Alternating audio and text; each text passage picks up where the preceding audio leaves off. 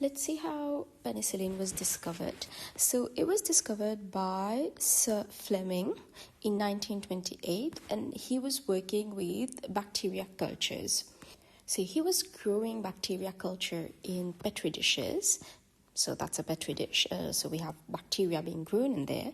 And then he noticed that a fungus had contaminated some of his cultures, and that wherever there was that fungus, there was a clear region. A clear region means that there was no bacteria growing. So he concluded that the fungus was producing a substance that inhibits the growth of bacteria. And he grew a culture of that fungus, but he was not able to isolate the substance that the fungus was producing.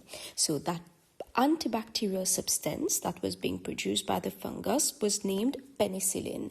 However, this could not be isolated. He published his results, and then later on, two scientists, Flore and Chain, they continued his work, and they were able to isolate penicillin. So once penicillin was isolated and concentrated, they tested it on mice, and they found the effective dose of penicillin to be used, and they tested it on one patient who was suffering from septicemia, which is blood poisoning.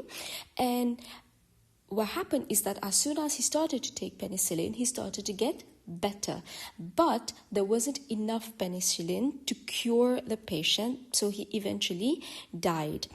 So there was another group of scientists, Moyer and Rousseau.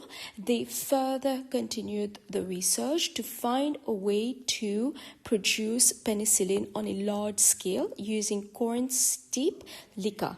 And this is from then that penicillin has become widely used as an antibiotic.